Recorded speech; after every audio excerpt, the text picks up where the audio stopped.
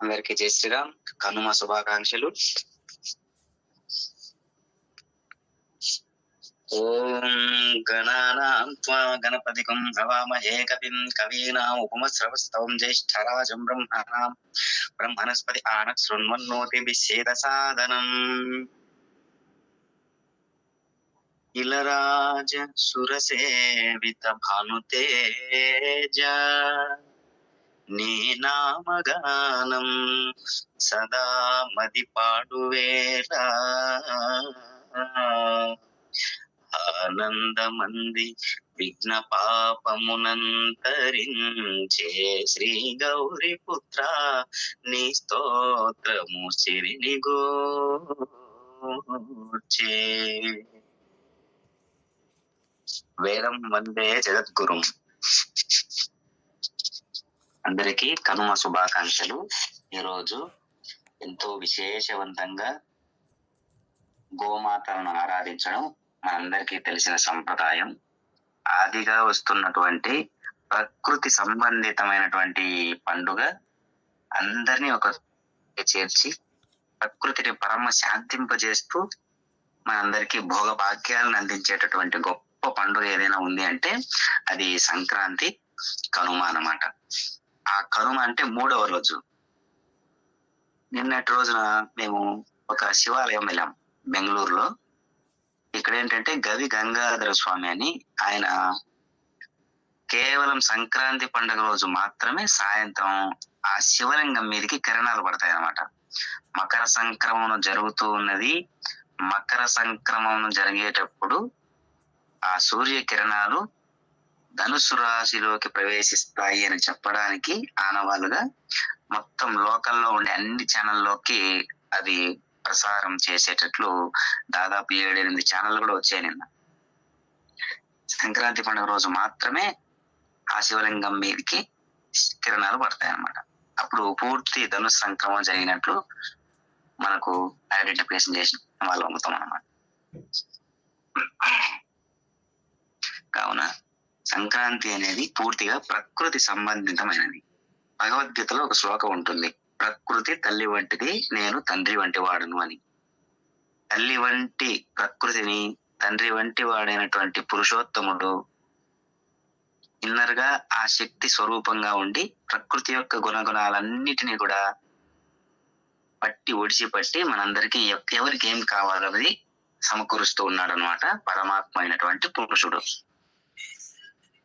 అట్లాంటి పరమాత్మ అయినటువంటి పురుషుణ్ణి మనం శక్తియుతంగా ఆరాధన పూర్వకంగా చేయాలి అంటే ప్రకృతిని మనం ఎప్పుడు కూడా జాగ్రత్తగా పరిశీలన చేస్తూ ఆరాధనా భావంతో ప్రకృతిని డిస్టర్బ్ చేయకుండా ఉండేటటువంటి కార్యక్రమాలు చేస్తూ ఉండాలి.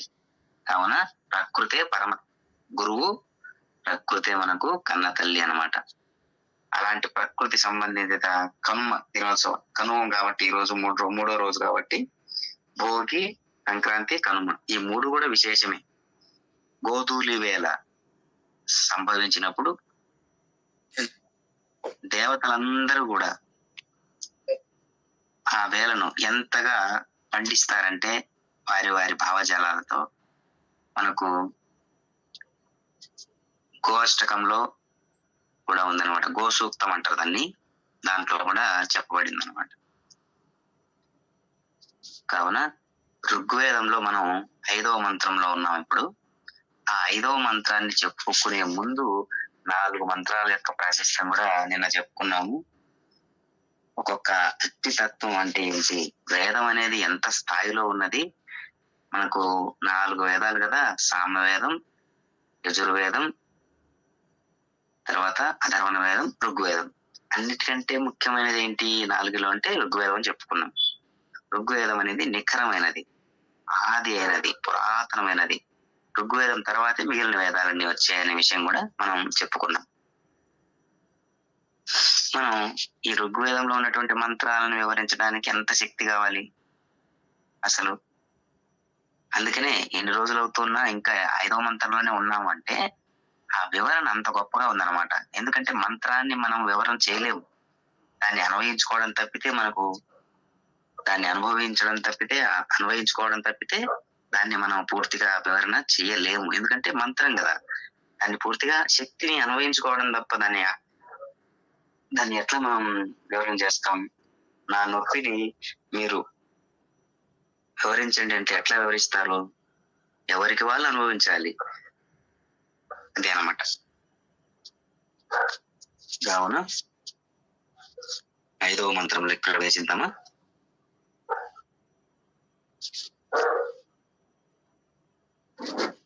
ఐదవ మంత్రానికి అధిదేవత అగ్ని. ఈ 9 మంత్రాలకు అగ్ని అధిదేవత. మొదటి సూక్తంలో 9 మంత్రాలు ఉంటాయి. ఆ 9 మంత్రాల్లో ఇప్పుడు మనం 5వ మంత్రం చెప్పుకుంటున్నాం అన్నమాట. ఈ 9 మంత్రాలకు అధిష్టాన దేవత ఎవరంటే అగ్ని. అగ్ని అనేటటువంటి దేవుడు దేవతలందరికీ ఆదిగా చెప్పబడినటువంటి వాడు వేదం ప్రకారం, ఋగ్వేదం ప్రకారం. ఎందుకంటే ఈయన అగ్ని తత్వంగా ఉన్నాడు. ఈ అగ్నితత్వానికి మళ్ళీ మిగిలిన అన్ని భూతాలకు, అన్ని శక్తి స్వరూపాలకు నిరాకార స్వరూపంగా ఉన్నటువంటి పరమాత్మ విశ్వకర్మ అని వేదమే చెబుతున్నది మళ్ళీ. కావున ఆయన నిరాకార స్వరూపంగా ఉంటూ ఆకారాన్ని పొందుతూ, ఆకారాన్ని పొందింపజేస్తూ, ఆకారాలన్నిటికీ ఆధారమై ఉంటూ సృష్టి నిర్మాణం చేశాడు విశ్వకర్మ పరమాత్మ అని అన్ని వేదాల్లోనూ చెప్తూ ఉన్నది అనమాట. అట్లా ఆయన సృష్టిలో ఒక భాగంగా, ఆయన సృష్టిలో ఒక సంకేతంగా మొట్టమొదట ఉదయించినటువంటి దేవుడు ఎవరు అంటే దేవత, అధిష్టాన దేవత. ఇప్పుడు మనం చెప్పుకోబోతున్న ఈ 9 మంత్రాలకు అధిష్టాన దేవత, కర్త, కర్మ అయినటువంటి అగ్నిదేవుడు. అగ్నిదేవుడు అంటే సామాన్యమైన విషయం కాదు, దేవతలకే హోతగా ఉన్నటువంటి వాడు, దేవతలందరినీ శాంతింపజేసినటువంటి వాడు. అగ్ని ఏంటి శాంతింపజేయడం ఏంటి అసలు అంటే, వాళ్ళ యొక్క కర్మలన్నిటినీ శాంతించపరచాలంటే ఒక అగ్ని చేయాలి, ఒక అగ్ని కార్యం చేయాలి. అప్పుడు మనస్సులన్నిటినీ శాంతింపజేసేది కూడా అగ్ని అని వేదమే చెబుతూ ఉన్నది మళ్ళీ. కావున ఇప్పుడు నిన్నటి రోజు చెప్పుకున్నాం కదా, సకల మానవాళికి శుభమును ప్రసాదించు ఆధ్వర్యుడు అయినటువంటి అగ్ని యజ్ఞమును అన్ని వైపుల నుండి రక్షిస్తూ ఆ యజ్ఞ ఫలములను దేవతలకు అందజేస్తున్నాడు. యజ్ఞం అధ్వరం అనమాట. అగ్ని సాధకులకు ఉత్తమ లోకాలకు పోవడానికి మార్గాన్ని సులభం చేసేటటువంటి శక్తి కలిగినటువంటి ఒక పురుషుడే అగ్ని పురుషుడు. అలాగే సాధకుడిలో కూడా ఆధ్యాత్మికతను పెంపొందిస్తాడనమాట ఈ అగ్నికుడు. కావాలంటే మీరు ఒకటి అబ్జర్వ్ చేయండి, ఏ వస్తువును మండించినా, మంట పెట్టినా, మనం నిప్పు రాల్చినా కూడా ఆ వస్తువు వేరే అయిండొచ్చు, కానీ అగ్ని ఒక్కటే. గమనించండి, మాకు ప్లాస్టిక్ నుంచి వచ్చే అగ్ని కూడా ఒకటే. మనకి ఇక్కడ దీపం ముట్టిస్తాం, అగ్ని. నిన్న మన భరతుడు గారు చెప్పారు, అగ్ని అనే తత్వం ఒకటే. సృష్టిలో ఉండేటటువంటి అగ్నితత్వం అన్ని చోట్ల ఒకేలా ఉంది. కానీ మన మనస్సులో రగిలేటటువంటి అగ్ని, ఆలోచన అనే అగ్ని ఉంది కదా, సంకల్పం అనే అగ్ని ఉంది కదా, ఆ అగ్ని ఎంత శుద్ధిగా ఉంది అనే దాన్ని బట్టి ఎదుటిగా ఉండే అగ్నిని మనం దాన్ని అన్వయించుకుంటాం అనమాట. మన లోపల సంకల్పం అనేది కూడా ఒక అగ్నితో సమానమని ఇదే వేదం చెబుతూ ఉన్నది, ఋగ్వేదంలోనే ఉంది అదే విషయం కూడా. అలాంటప్పుడు సంకల్పం అనే అగ్ని బయట మనం మండించే అగ్ని ఏ కోరికకు, ఏ సంకల్పం ఏ రకమైన స్థాయిలో ఉంది, అది ప్రకృతిని బాగు చేసేటట్లుగా, ప్రకృతిని రక్షించేటట్లుగా ఉందా ఆ సంకల్పం, లేదా మన పితృదేవతలను శాంతింపజేసేటట్లుగా ఉందా, లేదా మన ఇంట్లో 10 మందికి అన్నం పెట్టేటట్లుందా బయట వాళ్ళందరికీ కూడా, అది సంకల్పం. ఆ సంకల్పం కూడా అగ్నితో చెప్పబడింది కాబట్టి ఆ సంకల్పాన్ని బట్టి బయట చూసే అగ్ని తత్వం విలువ దానికి జోడించబడుతుంది అనమాట. కావున అగ్ని తత్వం ఒకటే. ఇక్కడ యజ్ఞంలో చేసేటటువంటి అగ్ని పవిత్రం, ఇంకో చోట వచ్చే అగ్ని అది అపవిత్రం. అగ్ని అనేది పవిత్రం. అసలు ఎక్కడి నుంచి వచ్చినా అగ్ని, వస్తువు వేరే ఉండొచ్చు. అక్కడ సిగరెట్ తాగేవాడు కూడా అగ్ని వెలిగిస్తాడు, అది యజ్ఞ ఒకటే. అగ్ని తత్వం ఒకటే, కానీ అక్కడ సంకల్పం వేరే. సంకల్పాన్ని బట్టి, ఆలోచనను బట్టి, మానసిక స్థితిని బట్టి ఉద్దేశపూర్వకంగా ఏ రకంగా అగ్ని అక్కడ వాడి చేత శాసించబడుతుందో అది వాడి కర్మ. గొప్ప యజ్ఞం చేస్తూ హోతగా మారినటువంటి అగ్నిని హవిస్సుగా మార్చబడేటటువంటి సంకల్పం మళ్ళీ మనిషికే ఉంది. అగ్నిని సైతం హవిస్సుగా మార్చబడేటటువంటి, హోతగా మార్చబడేటటువంటి సంకల్పం మనిషికి కలిగినప్పుడు అగ్నినే అక్కడ శాసించినట్టు కదా! అగ్నినే శాసించగలిగినటువంటి శక్తి అక్కడ మనిషిలో ఎట్లా వచ్చిందంటే కేవలం మంత్రం చేత మాత్రమే వచ్చి ఉన్నది. ఇది విశేషం. ఆ మంత్రమే ఇప్పుడు మనం చెప్పబోతున్నాము. ఋగ్వేదంలో 9 మంత్రాల్లో 5వ మంత్రము. ఎంత గొప్పదో కదా! ఈ మంత్ర సంస్కారం అనేది కూడా మన భారతీయ ఋషి సంస్కృతి అంతా కూడా మంత్రాలు వాటి శక్తిని అన్వయించుకోవడం అనే విషయం మీదనే ఉంటుందన్నమాట. ఎంత గొప్ప సాహిత్యం అంటే అది మాటలతో వర్ణించడానికి వీలు కాదు. కావున అగ్ని సంస్కారాలు మనం అందరం ఇంట్లో చేస్తూ ఉంటాం. అందుకనే పవిత్రంగా చేయాలి. అగ్నిని వెలిగించేటప్పుడు ఎప్పుడు వెలిగించినా సరే గొప్ప కార్యంగా, గొప్ప నివేదన పూర్వకంగా భగవంతుని యొక్క ప్రతిగా ఎంచి ఆ అగ్నిని అందించాల్సి ఉంటుంది. శుచి శుభ్రతతో సంధ్యా స్నానాది విధులతో అగ్నిని వెలిగించాలి. ఎప్పుడు వెలిగించినా సరే దానికి ఇచ్చే గౌరవం ఆ స్థాయిలో ఉండాలి. అది ఇక్కడ వేదం చెబుతూ ఉన్నదనమాట.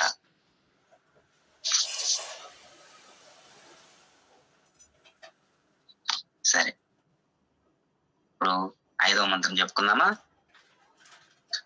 ఓం అగ్నిర్హోతా కవిక్రతుః సత్యచిత్రస్రవస్తమం దేవోభిరాగమత్. ఓం అగ్నిర్హోతా కవిక్రతుః సత్యచిత్రస్రవస్తమం దేవోభిరాగమత్. ఓం అగ్నిర్హోతా కవిక్రతుః సత్యచిత్రస్రవస్తమం దేవోభిరాగమత్.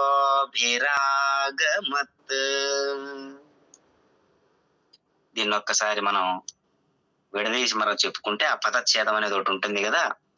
అగ్నిర్హోతా కవిక్రతుః సత్యచిత్రస్రవస్తమః అంటే అగ్ని, అగ్నిదేవుడు, హోత హోమమును స్వీకరించేటటువంటి వాడు, కవిక్రతు క్రాంతదర్శి, సత్య అంటే సత్యవంతుడు, చిత్రస్రవస్తమః అంటే గొప్ప కీర్తులలో కూడినటువంటి వాడు, దేవః దేవుడు, దేవేభిః దేవతలతో కూడి, ఆగమత్ ఆగమించును అని అట్లా. అంటే కోత క్రాంతదర్శి సత్యవంతుడు, గొప్ప కీర్తులతో కూడినటువంటి వాడు అయినటువంటి ఇన్ని సంస్కారాలు కలిగినటువంటి దేవుడైన అగ్ని ఇతర దేవతలతో కూడి ఆగమించును. అంటే ఇక్కడ మనం ఏం అర్థం చేసుకున్నాం? నిన్న చెప్పినటువంటి మంత్రానికి అర్థం ఏంటి? అగ్ని మన అన్ని సర్వ కర్మలన్నింటినీ స్వీకరించి హోతగా మారుతున్నాడు, మీడియేటర్ గా ఉంటున్నాడు. మనం తీసుకునేటివన్నీ కూడా ఏం చేస్తున్నాడు? తాను స్వీకరించి దేవతలకు అప్పచెప్తున్నాడు అనమాట. కాబట్టి ఎంత గొప్ప దగ్గరగా ఉన్నటువంటి దేవుడు చెప్పండి అగ్నిదేవుడు. అది మనం గ్రహించాలన్నమాట. అంటే ఇక్కడ అగ్ని అంటే ఛందస్సు. ఛందస్సు ఇక్కడ ఏంటి? గాయత్రి ఛందస్సు. స్వరం ఏంటి? షడ్జం.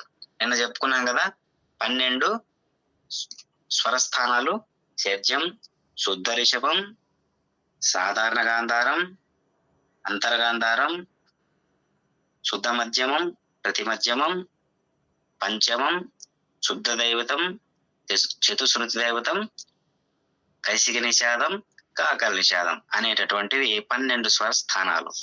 ఆ 12 స్వరస్థానాలలో షడ్జం అనేది మొదటి స్వరం. అంటే సారీ గమా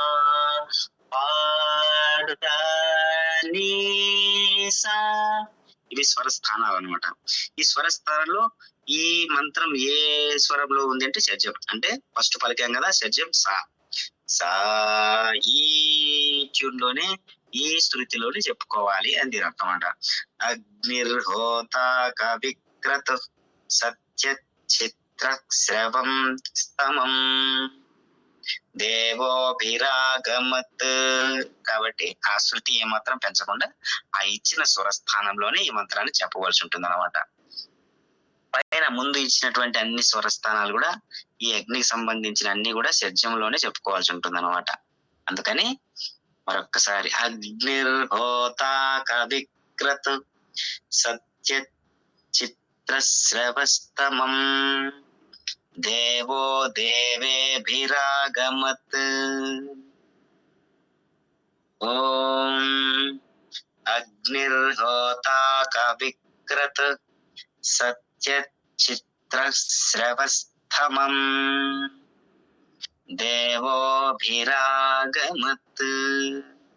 అగ్నిః హోత కవిక్రతుః సత్యః చిత్రశ్రవతమః.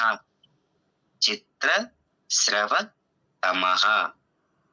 అవన్నీ 4 పదాలు అన్నమాట.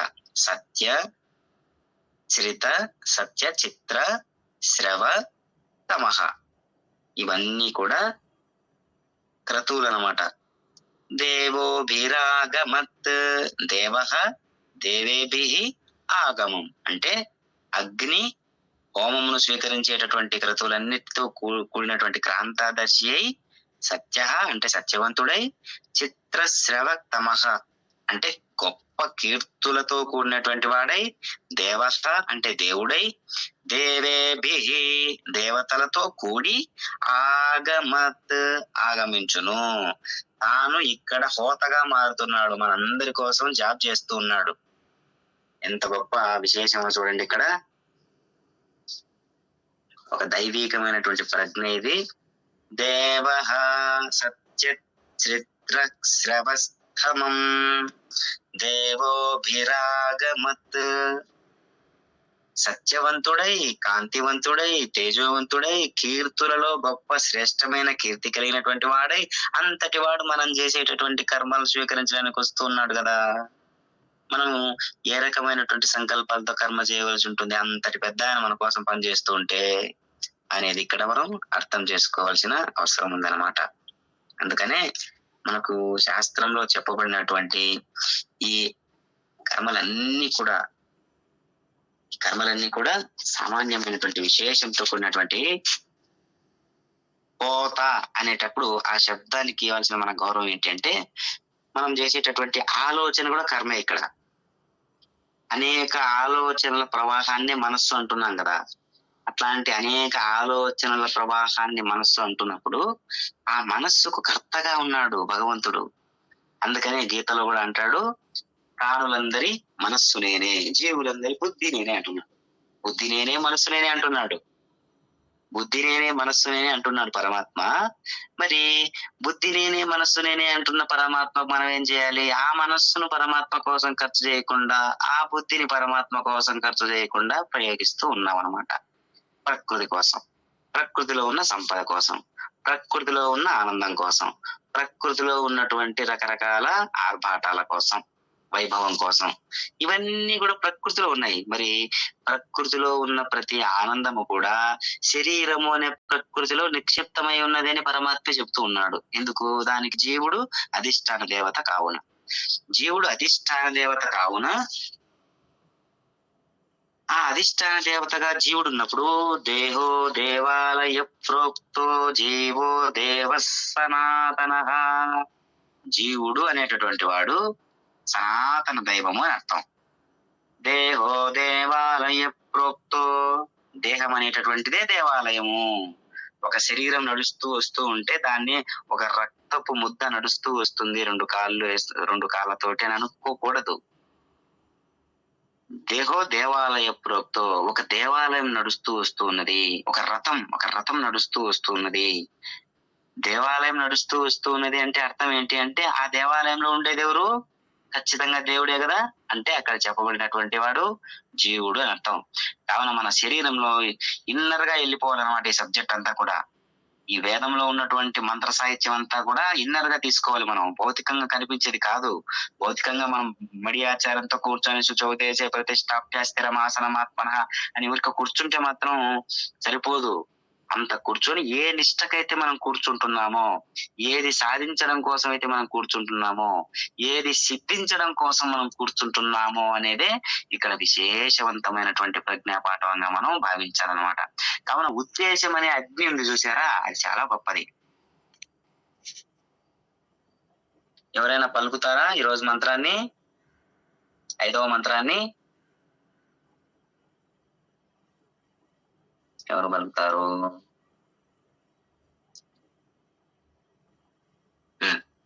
వినాయకాచార్యుల వారు మీరేమైనా పలుకుతారా? నేను మంత్రాన్ని చెప్తాను, మీరు పలికితే అందరికీ అర్థం అవుతుంది అనమాట ఎలా పలకాలి అనేటటువంటిది.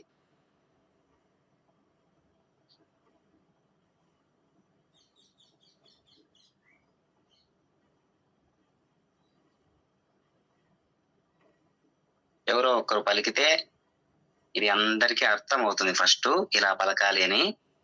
లేదంటే అందరూ మ్యూట్ లో ఉండే పలుకుతారా? సరే, మ్యూట్ లో ఉండే పలకండి అయితే. ఓం అగ్నిర్హోతా కవిక్రతు సత్యశ్చిత్రస్రవస్తమం దేవో దేవేభిరాగమత్. ఓం అగ్నిర్హోతా కవిక్రతు సత్యచిత్రస్రవస్తమం దేవో దేవేభిరాగమత్. అగ్నిః హోతా కవిక్రతుః సత్యః చిత్రస్రవస్తమః దేవః దేవేభిః ఆగమత్. ఇవి ఇందులో పదాలను విడదీస్తే, ఇప్పుడు చెప్పినటువంటి మంత్రంలో పదాలను విడదీస్తే అగ్నిః హోతా కవిక్రతుః సత్యః చిత్రస్రవస్తమః దేవః దేవేభిః ఆగమత్. ఈ ఈ పదాలన్నీ కూడా విశేషంగా ఈ మంత్రంలో వస్తాయన్నమాట.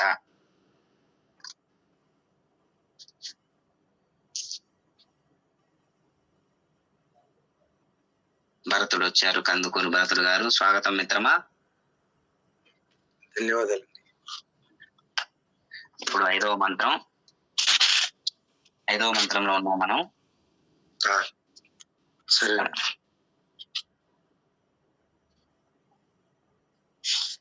ఇందాక మీకు చెప్పాను, ఇంకా పలకాలి మిత్రమా. ఇక్కడ అగ్నిర్హోత కవిక్రతుః సత్య చిత్ర శ్రవ స్తమం. స్తమం అనాలా, స్థం అనాలా? స్తమః అని విడ తీసుకుంటే సరిపోతుంది. స్తమః అని విడదీయాలి, అంతే కదా? అవునండి, అదే అదే మన స్తమం కాకుండా తమః అనేటటువంటి సత్య చిత్ర శ్రవస్తమః అంటే సరిపోతుంది. ఓకే అండి. తర్వాత దేవః అభిరాగమత్ అని విడదీయకుండా పలికేటప్పుడు దేవోభిరాగమత్ అని పలికితే సరిపోతుంది. అంతే అంతే అండి. ఓకే అండి, ధన్యవాదాలు. ఇప్పుడు మీరు పలికితే గ్రూప్ లో ఉన్న వాళ్ళకి అర్థమవుతుంది. జస్ట్ ఓం అగ్నిర్హోతా, ఓం అగ్నిర్హోతా, ఓం అగ్నిర్హోతా కవిక్రతుః అవిక్రతుః అవిక్రతుః సత్యశ్చిత్రస్రవస్తమః సత్యశ్చిత్రస్రవస్తమః సత్యశ్చిత్రస్రవస్తమః దేవోభిరాగమత్. ఇక్కడ 2 దేవులు ఉన్నట్టున్నాయండి, దేవో దేవేభిరాగమత్. ఓకే, 2 ఇచ్చారు ఇక్కడ, ఒకటే ఇచ్చారు ఇక్కడ. దేవో దేవేభిరాగమత్. అవును, దేవో దేవేభిరాగమత్, అభిరాగమత్ అని విడదీస్తే వస్తుంది. అవునండి. ఓకే, మళ్ళీ దేవో దేవేభిరాగమత్, దేవో దేవేభిరాగమత్, దేవో దేవేభిరాగమత్. మంత్రాన్ని ఇంకోసారి చెప్దామా? ఓం అగ్నిర్హోత ఓం అగ్నిర్హోత ఓం అగ్నిర్హోత కవిక్రతుః అవిక్రతుః అవిక్రతుః సత్యశ్చిత్రశ్రవస్తమః సత్యశ్చిత్రశ్రవస్తమః సత్యశ్చిత్రశ్రవస్తమః దేవో దేవేభిరాగమత్ దేవో దేవేభిరాగమత్ దేవో దేవేభిరాగమత్. మరొక్కసారి మంత్రాన్ని చెప్పే ప్రయత్నం చేద్దాం. ఓం అగ్నిర్హోత ఓం అగ్నిర్హోత ఓం అగ్నిర్హోత కవిక్రతుః అవిక్రతుః అవిక్రతుః సత్యశ్చిత్రశ్రవస్తమం మహా కదా, సత్యశ్చిత్రశ్రవస్తమః సత్యశ్చిత్రశ్రవస్తమః సత్యశ్చిత్రశ్రవస్తమః దేవో దేవేభిరాగమత్ దేవో దేవేభిరాగమత్ దేవో దేవేభిరాగమత్. సంతోషం మిత్రమా. మీరొక్కరు వస్తే ఈ గ్రూప్ అంతా ఒక వేద స్పర్శతో కూడినటువంటిది అద్భుతంగా విరాజిల్లుతూ ఉంటుందన్నమాట. పెద్దలందరికీ ఆనందం మీరు వస్తే గ్రూప్ లోకి. ఈ రోజు ఆలస్యమైంది నా పూజ అయిపోయారు ఇక్కడ. అదే అనుకుంటున్నాను, కనుమ కదా పైగా. అవునండి. తర్వాత అగ్ని.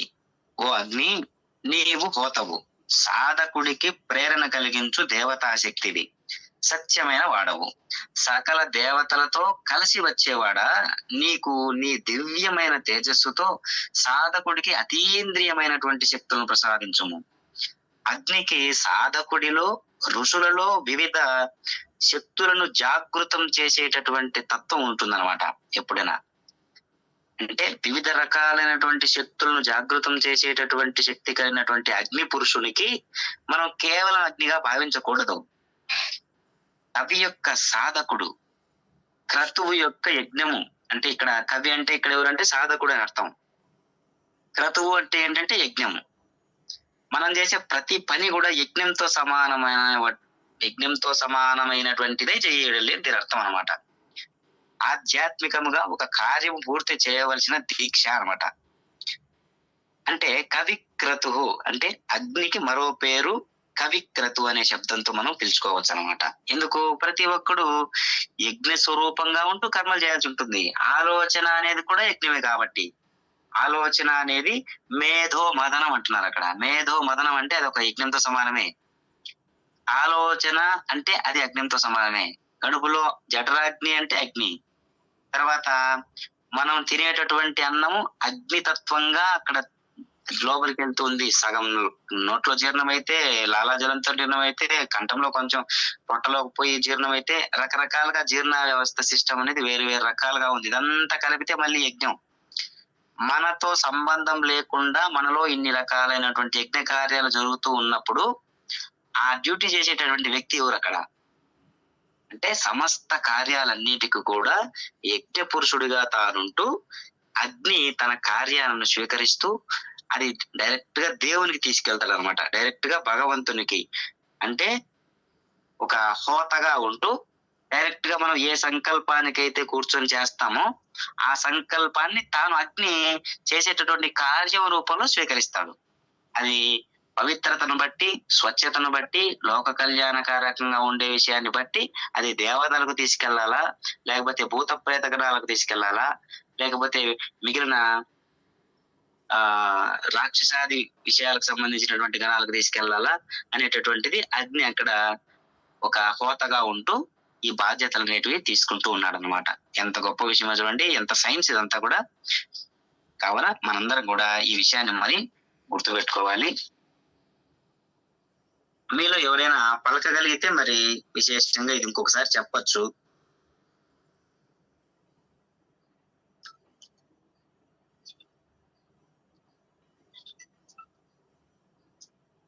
సరే, ఈరోజు మనం 5వ మంత్రంలో ఉన్నాం. ఈ కనుమ సందర్భంగా ఈ 5వ మంత్రంలో ఉన్నటువంటి విశేషాన్ని చెప్పుకున్నాము. దీనికి దేవత అగ్నిదేవుడు, ఛందస్సు గాయత్రి, స్వరం వచ్చేసి షడ్జంలో ఉన్నది. షడ్జం అంటే చెప్పుకున్నాం కదా, ఆధార షడ్జం అంటారు దాన్ని. ఆధార షడ్జం అనే స్వరంలో చెప్పుకోవాలి.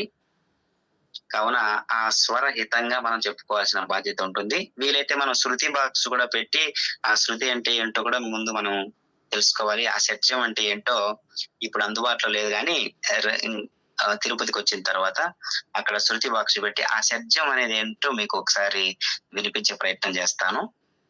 తర్వాత దీంట్లో ప్రతి చోట కూడా షడ్జం, ఆధార షడ్జం, కొన్ని చోట్ల నిషాదం ఇచ్చారు, దైవతం అని ఇచ్చారు.